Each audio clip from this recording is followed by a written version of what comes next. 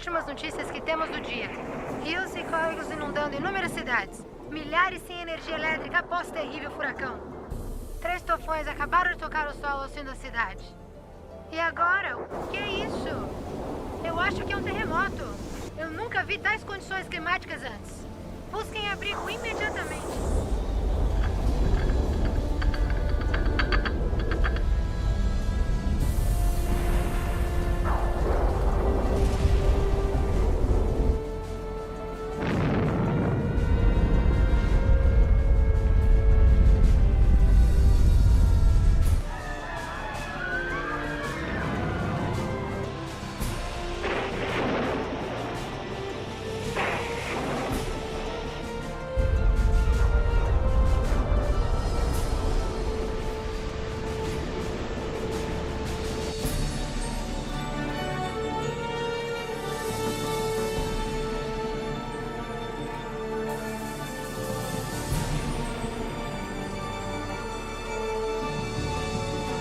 Olha, mamãe, Pastor Jesus.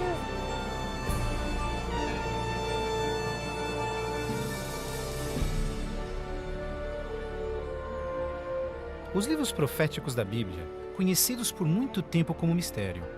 Textos históricos, números antigos, imagens simbólicas. Todos os eventos apocalípticos descritos por vir em breve. É realmente possível compreender o seu significado? O que é a marca da besta? Será, como dizem, um microchip de computador implantado sob a pele ou será algo mais insinuoso? O que dizer sobre o anticristo? Este sinistro inimigo de Deus já se manifestou? Ou ainda espera nas sombras? Será um ataque terrorista que levará a Terra à tribulação final? Testemunharemos os horrores do Armagedon e as 7 últimas pragas? O que necessitamos saber para evitar ser deixados para trás quando o Senhor voltar? Reconheceremos os últimos dias e saberemos o que nos espera? O que você está pronto a experimentar revelará o que a Bíblia realmente diz sobre o final dos tempos. Junte-se a mim para juntos descobrirmos os incríveis fatos por trás dos eventos finais da profecia bíblica.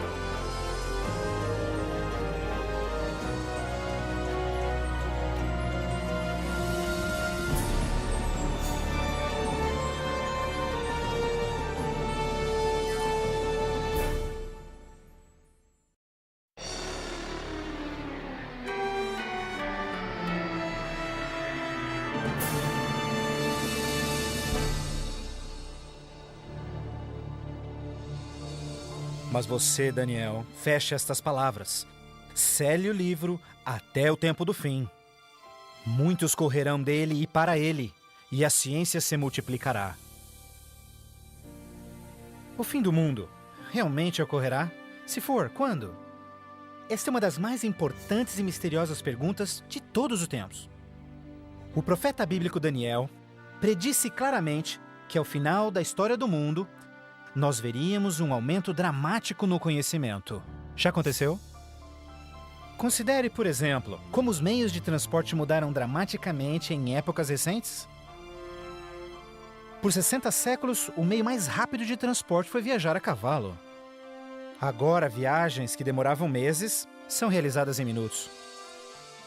Em uma geração, a revolução dos computadores trouxe mudanças tão radicais que nossos antepassados jamais imaginariam. Mas numa interpretação mais exata deste verso, é que o conhecimento a respeito dos livros proféticos aumentaria. E como predito, foi isso que aconteceu. Mas as profecias de Daniel não são as únicas na Bíblia que falam dos sinais do tempo do fim. O que mais pode estar escondido dentro dos antigos textos das Escrituras? E você ouvirá de guerras e rumores de guerras. Não te preocupes. porque todas estas coisas virão, mas passarão. Mas não é o fim ainda. Haverá fome, pestes, terremotos em vários lugares. Tudo isso será o começo das dores. Qualquer um pode ver em todo o mundo o quanto forças políticas e naturais têm tornado o nosso mundo moderno um lugar perigoso para se viver. Pense nisto. Nos últimos 100 anos, o mundo inteiro enfrentou 2 guerras mundiais, vários outros conflitos, sem mencionar o aumento de ataques terroristas. Além disso, um aumento na taxa de mortalidade em desastres naturais, incluindo terremotos, incêndios, inundações, tornados, tormentas assassinas num clima bizarro, tudo a caminho da destruição final do planeta. Incrivelmente, o apóstolo João profetizou que ao se aproximar o tempo do fim, aumentaria a habilidade do homem em destruir o planeta. Apocalipse 11, verso 18, diz que virá o tempo em que Deus destruirá aqueles que destroem a terra. Está claro que esta previsão foi vividamente cumprida. Por séculos, o homem apenas fazia suas guerras com lanças fumegantes ou seus canhões à pólvora. Hoje, possuem armas devastadoras que podem rapidamente exterminar com a vida no planeta. Fato é que Jesus profetizou que se sua vinda fosse adiada, ninguém sobreviveria. O próprio Cristo nos alertou sobre estes perigos, mas que eles seriam apenas o início do fim. Poderia o homem fazer alguma coisa que pudesse dar início ao tempo do fim? Saiba que os últimos dias serão dias difíceis. Os homens serão amantes de si mesmos, amantes do dinheiro, gananciosos, presunçosos, blasfemos, desobedientes aos pais, ingratos, profanos, sem amor, irreconciliáveis, fofoqueiros, sem domínio próprio, grosseiros, sem consideração com o bem. Ninguém que haja vivido pelas últimas décadas poderá negar a contínua e espantosa queda moral de nossa sociedade moderna. Cada geração, continuamente, abre o envelope de aceitação comportamental. Como resultado, cada uma das gerações sucessoras operam sob um padrão moral mais baixo do que o seu padrão anterior. Infelizmente, parece não haver um fim a essa trilha vergonhosa. Nos dias de Noé, a decadência moral condenou o planeta à destruição com o dilúvio. Nos dias de Ló, as perversas e depravadas Sodoma e Gomorra foram cidades consumidas com o fogo do céu. Assim como nos dias de Ló, eles comiam, bebiam, compravam, vendiam, plantavam, construíam, mas no dia em que Ló saiu da cidade, caiu fogo e enxofre do céu e consumiu a todos. Assim também será no dia em que o Filho do Homem se manifestar. E em nossos dias, poderia ser incontrolável imoralidade e perversão novamente motivo para uma condenação vinda dos céus? Junto à imoralidade de nossa sociedade decaída, a Bíblia nos alerta que nos últimos dias haveria um dramático crescimento no espiritualismo e no ocultismo.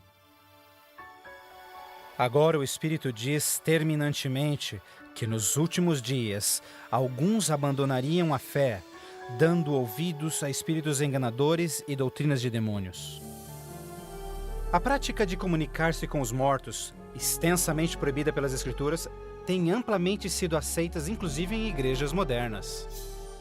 Programas de televisão e filmes apresentando os temas do arrebatamento e do ocultismo tornaram um assunto extremamente popular, especialmente entre os mais jovens. Apesar de todo este espiritualismo e incontrolável imoralidade, a Bíblia ensina que onde o pecado está em abundância, a graça está em superabundância. Portanto, uma grande notícia para os últimos dias, antes da volta de Jesus, foi a promessa de que as boas novas seriam anunciadas por todo o mundo. Então este evangelho do reino será pregado em todo o mundo em testemunha a todas as nações, então virá o fim. A então aparentemente insuperável missão de comunicar o Evangelho aos 4 cantos da Terra é uma rápida realidade. Com missionários, livros, fitas, transmissões via satélite e internet, o Evangelho tem se espalhado rapidamente pelo mundo. a mensagem da salvação nunca antes foi tão amplamente divulgada como hoje. A Bíblia revela que estamos vivendo, obviamente, nos últimos dias. O aumento da ciência, instabilidade global, declínio moral, um explosivo interesse pelo ocultismo, todos testificam o tempo do fim. Os sinais do fim estão claramente se cumprindo, mas ainda mais, a Bíblia também nos alerta que entre as forças do bem e do mal, em última instância levarão o mundo ao conflito do Armagedon. A qualquer momento, uma crise global sem explicação atingirá todo o planeta, numa crise tão devastadora que o mundo jamais viu. Haverá então grande tribulação, como jamais se viu anteriormente, nem jamais haverá. Qual será a catástrofe que dará início à crise final? E quando acontecerá? Poderia ser um devastador ato terrorista? Talvez uma crise econômica internacional? Talvez até um terremoto, um asteroide ou algum outro evento cataclísmico? Talvez um acidente químico ou uma praga biológica mortal? Talvez a combinação de alguns desses acidentes. Mas mesmo a Bíblia não identificando o evento crítico exato, ela revela as dramáticas cenas que se seguem. Mais adiante você compreenderá mais sobre esses surpreendentes, chocantes eventos que muitos cristãos ainda não estão preparados.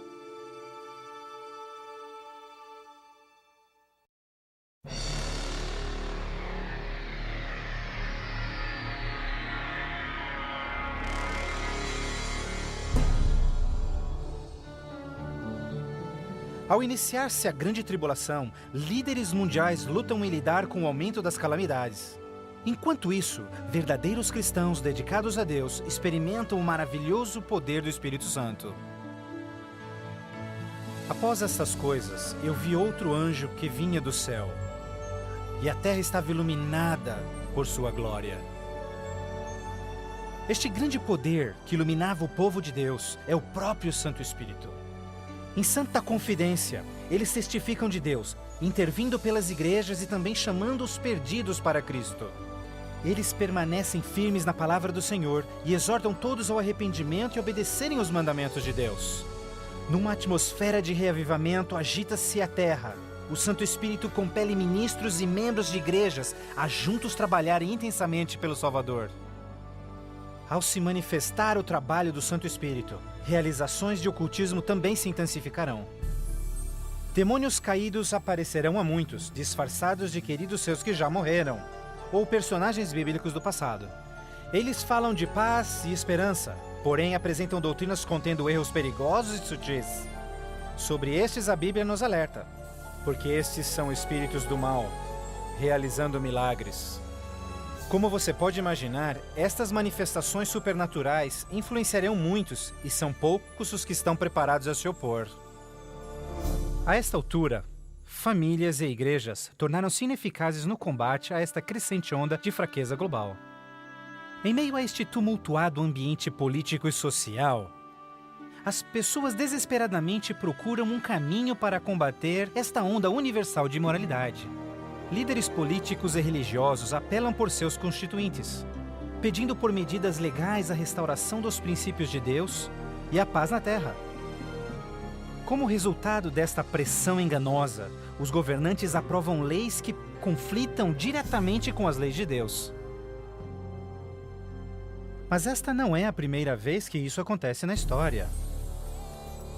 Certamente você se recorda da familiar história de Daniel capítulo 3. Quando o rei de Babilônia, Nabucodonosor, ordenou a todos no seu reino que se curvassem e adorassem aquela enorme estátua de ouro que ele construíra. Entretanto, 3 jovens hebreus sabiam que essa ordem estava diretamente em contradição com o segundo mandamento sobre idolatria. Determinados em serem fiéis a Deus, recusaram adorar a estátua. O rei ordena furioso que sejam lançados na fornalha ardente, mas Deus miraculosamente interveio e salvou suas vidas. Depois, a história de Daniel na cova dos leões. Você se recorda do rei da Pérsia criando uma lei que proibia todos de adorarem qualquer deus, senão ele, por 30 dias? Mas Daniel sabia que obedecer esta lei seria uma violação do primeiro mandamento de Deus. Destemidamente, Daniel segue sua vida, orando diariamente a Deus, mesmo colocando sua vida em risco. Os inimigos de Daniel rapidamente denunciaram ao rei, que relutantemente teve que fazer cumprir-se a lei, lançando-o na cova dos leões. Mas novamente, Deus intervém com seu poder e miraculosamente poupa a vida de Daniel. Da mesma forma, nos tempos do fim, Apocalipse prediz que o poder do mal obrigará governantes de todo o mundo a endossarem leis que definam como as pessoas adorarão a Deus. Estas leis irão aparentemente promover a moralidade, mas na realidade, elas preparam o mundo para aderirem à marca da besta e o anticristo. Porque falsos cristos e falsos profetas surgirão e farão milagres e sinais maravilhosos para enganar, se possível até os salvos. Durante este período de crescentes crises, quando o mundo estiver desesperadamente buscando alívio e procurando uma estabilidade global, a ajuda virá de uma forma surpreendente. Em várias partes, por todo o mundo, se ouvirá: Jesus voltou! Jesus voltou! Um radiante e carismático ser se diz o Filho de Deus. Um exército de jornalistas se amontoa para ver este que realiza milagres sobrenaturais. Eles o ouvem repetir as mesmas palavras que Jesus falou nas Escrituras. Este evento será transmitido ao mundo via satélite. Milhões serão enganados com esta aparição, como sendo cumprida a profecia de que todo olho o verá. Inúmeras religiões estão ansiosas na expectativa por um Salvador. Então este deslumbrante ser aparenta ser a resposta às suas orações. Mas a Bíblia nos alerta em 2 Coríntios que Satanás pode transformar-se num anjo de luz. Infelizmente, não será Jesus quem o povo receberá de braços abertos, mas sim Satanás, disfarçado como Filho de Deus. Fazendo isso, o mal será capaz de unir o povo em todo o mundo e reconfirmar seu falso sistema de adoração. Assim, o mal concretiza a maior fraude que jamais se viu sobre a raça humana.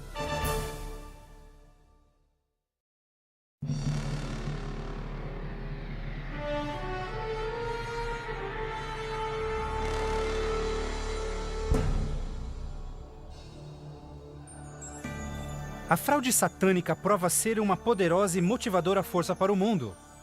Muitos dos líderes espirituais aceitam este grande impostor, bem como o falso sistema de adoração que ele propõe. Com a intensificação das calamidades, líderes religiosos creem que o tempo não mais pode ser desperdiçado em convencer o mundo a aderir às doutrinas desse Messias contraventor. Aqui está a paciência dos santos. Aqui estão aqueles que guardam os mandamentos de Deus e a fé de Jesus. Nem todos serão enganados. Poucos serão aqueles que entenderão que a Bíblia havia alertado sobre esse incrível enganador, e eles sabem que o objetivo deste falso Messias é desviar o povo dos mandamentos de Deus. Mas essa não é a primeira vez que Satanás se apresenta como anjo de luz. Quando Jesus foi tentado no deserto, Satanás apareceu a ele disfarçado como glorioso mensageiro de Deus. Mas o inimigo de Deus se revelou quando tentou a Jesus em desobedecer a palavra de Deus. Portanto, mais uma vez, usando a mesma tática, o mal tenta enganar o mundo a desobedecer a lei de Deus. Ninguém pode servir a dois senhores, pois odiará um e amará o outro, ou será leal a um e desprezará ao outro. O mundo chegou a um momento decisivo em sua história. O falso Cristo e o conflito global estão dividindo o mundo em dois grupos distintos: aqueles que seguem a Bíblia e aqueles que seguem a besta.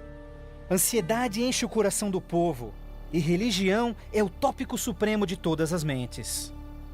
Entrevistas no rádio e TV, bem como nas cortes em debates, os verdadeiros seguidores de Deus serão levados diante os líderes mundiais. Ali apresentarão poderosas e eloquentes razões bíblicas para sua oposição, onde o falso sistema de adoração foi apresentado ao mundo. Os mandamentos de Deus e o que constitui a verdadeira adoração estarão ao centro de cada discussão. Movidos pelo poder do Santo Espírito, compelidos pelo argumento bíblico dos servos de Deus, milhares em todo o mundo converter-se-ão desde suas igrejas sem vida e se posicionarão junto aos impopulares, mas verdadeiros seguidores de Jesus. O que nos resta? Devemos obedecer a Deus ou ao homem? A tradição popular ou a escritura? Dividindo assim o mundo inteiro em dois grupos. De um lado, aqueles que receberam o selo de Deus. E do outro lado, aqueles que receberam o sinal da besta. Aquele que é injusto, siga sendo injusto. Aquele que é sujo, que siga sendo sujo. Aquele que é justo, que siga sendo justo.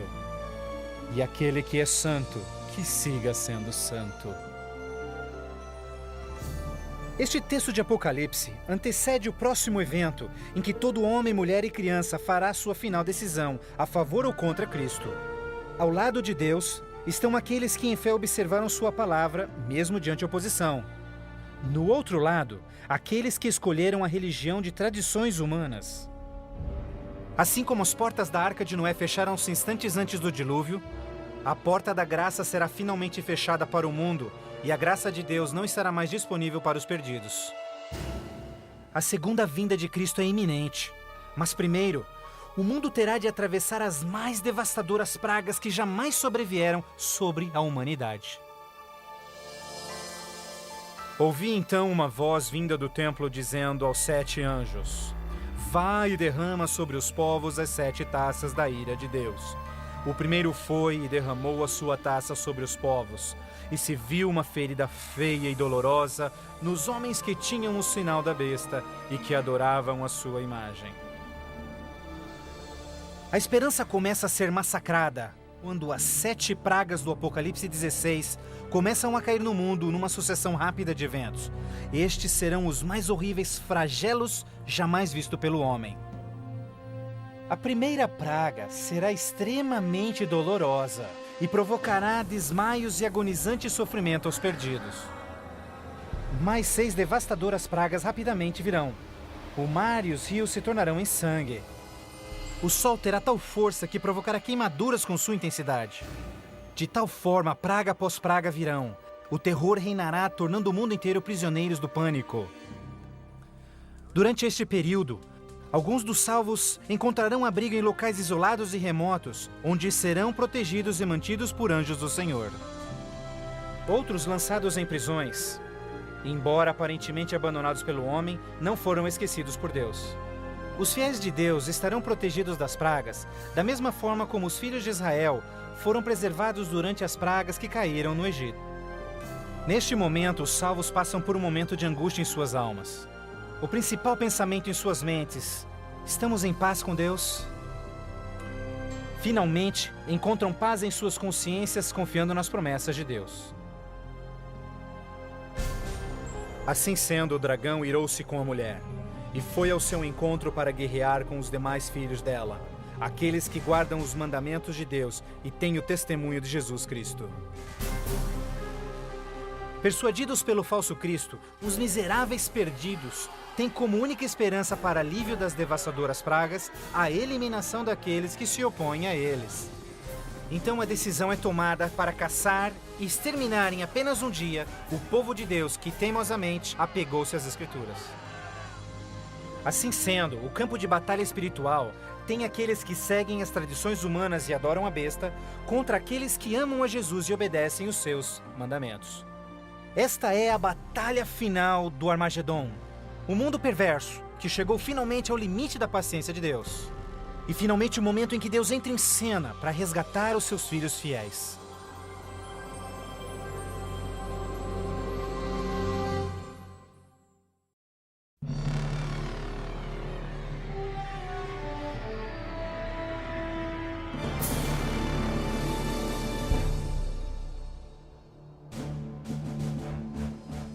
À meia-noite, o clamor foi ouvido. Aí vem o noivo. Na mais escura hora, a mais esperada esperança de todas as eras torna-se realidade. O comando da voz do próprio Deus é ouvido. Está cumprido! Aquela voz de trovão chacoalha os céus.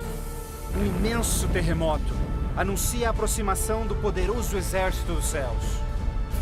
Os filhos de Deus, há pouco sem cor e cansados, agora envoltos por um arco-íris, resplandecem diante de seus opressores.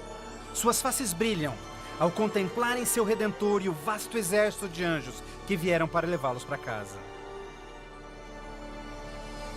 Atentem, porque ele está vindo nas nuvens do céu, e todo olho verá, inclusive os que lhe transpassaram, e todos os povos da terra chorarão por sua causa. Como você já sabe, este não será um momento de êxtase secreto. Todas as pessoas do planeta testemunharão este maravilhoso evento, e muitos estarão aterrorizados. Os ímpios fugirão desesperadamente para rochas e cavernas, tentando em vão esconder-se do santo rei que se aproxima.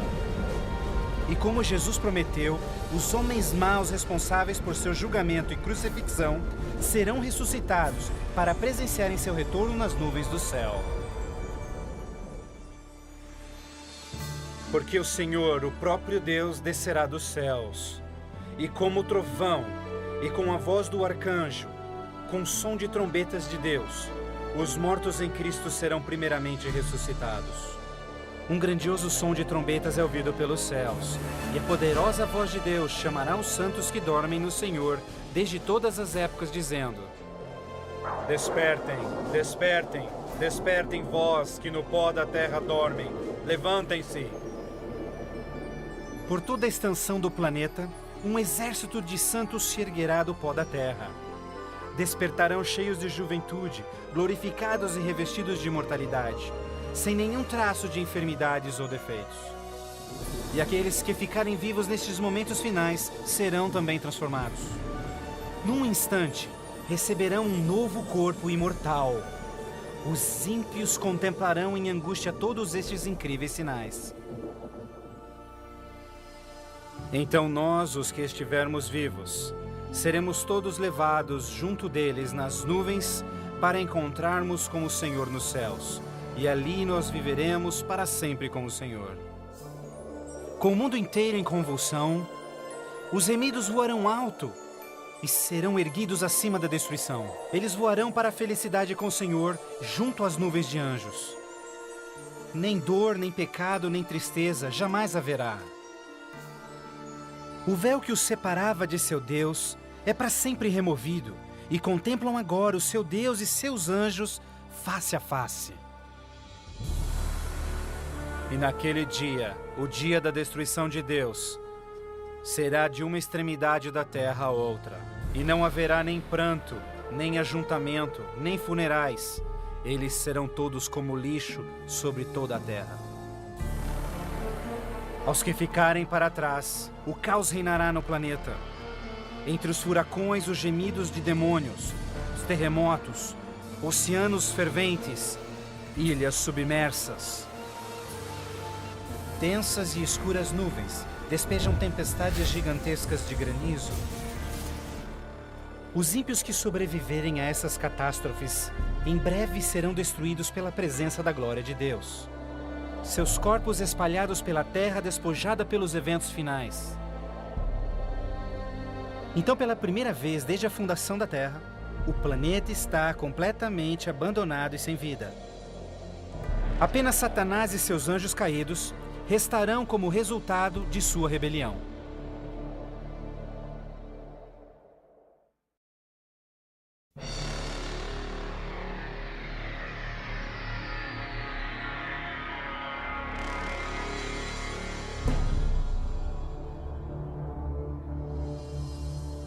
Então vi um anjo que descia dos céus, que tinha consigo as chaves do abismo e uma grande corrente em suas mãos. Ele acorrentou ali Satanás por 1000 anos. Confinados no mundo que ele arruinou, Satanás e seus anjos ali estarão por 1000 anos. Prisioneiros na escuridão, num planeta vazio e abandonado, só com seus demônios, Satanás apenas poderá esperar e ponderar no dia de sua punição. Por toda parte ele contempla cidades destruídas, florestas queimadas e ossos secos, tudo resultado de sua guerra com os céus.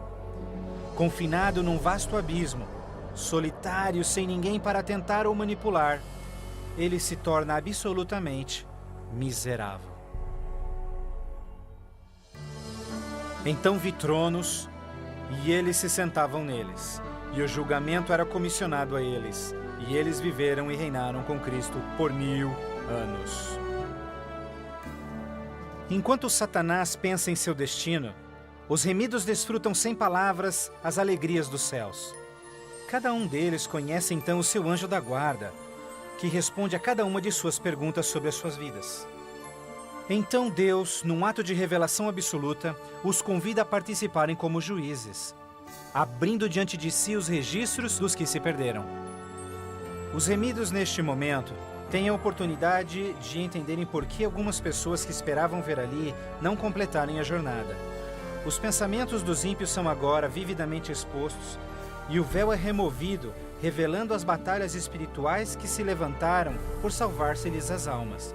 Inclusive as ações e motivos dos anjos caídos se farão nítidas. O aberto e transparente caráter de Deus neste assunto é extraordinário. Como o apóstolo Paulo descreve em 1 Coríntios 6, verso 2, os salvos participarão no julgamento dos ímpios. Antes que um único pecador receba sua punição final, seus registros serão cuidadosamente revisados por seus conterrâneos, os quais entendem e sabem das lutas na vida na terra. Todas as palavras e atos dos ímpios serão pesados ante a palavra de Deus. A justiça de sua sentença é confirmada e o grau de sua punição determinado. Finalmente, ao final dos 1000 anos, Jesus e os remidos preparam-se para o seu retorno à terra. O tempo é chegado para Satanás, seus anjos e os perdidos, quando enfrentarão as últimas consequências por seus atos. Em breve, os mansos herdarão a terra. Mas primeiro, Deus executará a fase final de seu julgamento e extinguirá o pecado do universo.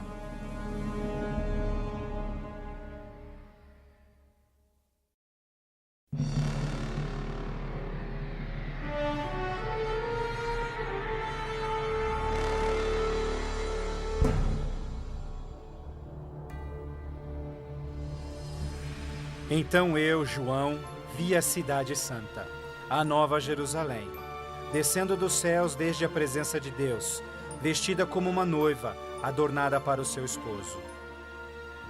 Após os 1000 anos sabáticos no céu, Cristo e os remidos, com a nova Jerusalém, voltam à terra.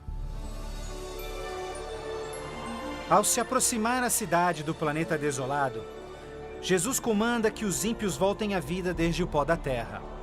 Ao seu comando, os ímpios de todas as épocas e lugares ressuscitam, da mesma forma como morreram, e ali estão diante de Deus. Ao Jesus descer, seus pés tocam o Monte das Oliveiras. Um tremendo terremoto abre o monte, transformando numa grande planície. Então, a nova Jerusalém, a grande cidade de Deus, desce dos céus e descansa sua estrutura sobre a planície preparada por Deus.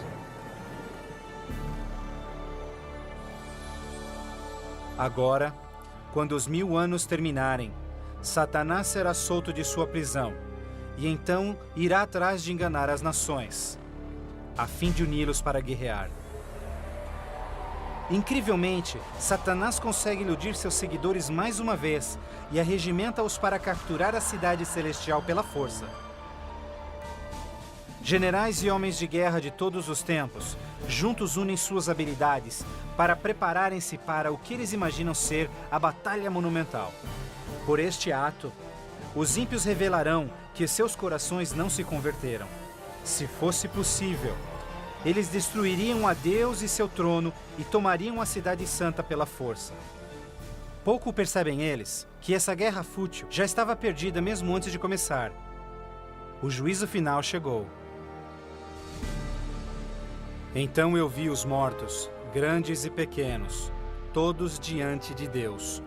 Livros eram abertos, e os mortos eram julgados, de acordo com seus atos. Subitamente, no alto acima da cidade, o Senhor aparece em seu glorioso trono. Todos os frágeis planos de guerra dos ímpios são imediatamente eliminados. Ao contemplarem a face de Deus, os ímpios dolorosamente tornam-se cientes de cada um de seus pecados. Lembram-se de cada momento em que silenciaram suas consciências, cada vez em que negaram os chamados do Santo Espírito. Muitos foram enterrados juntamente com os seus segredos pecaminosos, querendo ter com sucesso escondido todos os seus assassinatos e crimes. Vergonhosamente experimentam em primeira mão as palavras de Jesus ditas em Lucas, pois não há nada coberto que não será revelado, nada escondido que não se fará saber. Ao se apresentar diante deles vividamente o panorama de suas vidas, cada ímpio entende completamente que por sua própria livre escolha rejeitaram a salvação. Tragicamente, a paz e a alegria dos que estiverem na cidade nunca será desfrutada pelos ímpios. Com sentimento de desespero e sem esperança, são varridos e deixados sem palavras. Os rebeldes não podem negar a justiça de Deus, declarando-se culpados. Em uma só voz clamam: justo e verdadeiro são os teus caminhos, ó Rei dos Santos. E caindo prostrados, eles adoram o Príncipe da Vida. Eles subiam aos cantos da terra e cercaram o acampamento dos santos. Então caiu fogo do céu desde Deus e os consumia. Finalmente, o tempo de encarar as consequências irreversíveis de suas ações. Sem nenhum aviso, fogo e enxofre caem do céu. A terra se fende e fogo brota desde cavernas subterrâneas. Enquanto o inferno engole os ímpios, os justos estão a salvo e em segurança dentro dos portões da Nova Jerusalém. Cada pecador é punido de acordo com seus pecados. Os com poucos pecados são destruídos rapidamente, enquanto os culpados de horríveis pecados contra a humanidade sofrerão mais. Satanás, o instigador de todos os pecados, será forçado a sofrer muito mais. Para Deus, a punição dos ímpios é um ato doloroso, mas é algo que a sua justiça demanda. O salário do pecado é a morte. Na cruz, Jesus sofreu a punição final no lugar de todos os que aceitaram o seu sacrifício. Mas, tragicamente, os perdidos rejeitaram este presente e terão de pagar o preço por seus próprios pecados. Certamente o dia virá, queimando como fornalha. Todos os orgulhosos e todos os fracos serão consumidos. Você esmagará os ímpios, pois serão como cinzas debaixo dos seus pés. Ao se esfriarem as cinzas da destruição, os habitantes de todo o universo erguem suas vozes em louvor a Deus, pois o reino de terror de Satanás foi banido para sempre.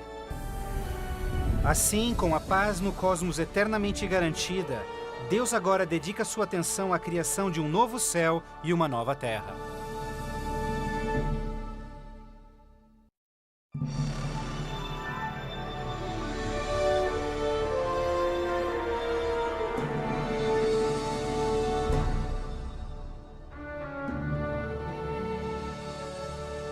Vejo então um novo céu e nova terra, pois o primeiro céu e a primeira terra já passaram. Após a purificação da terra com fogo, o Senhor retoma seu miraculoso e maravilhoso ato de recriação.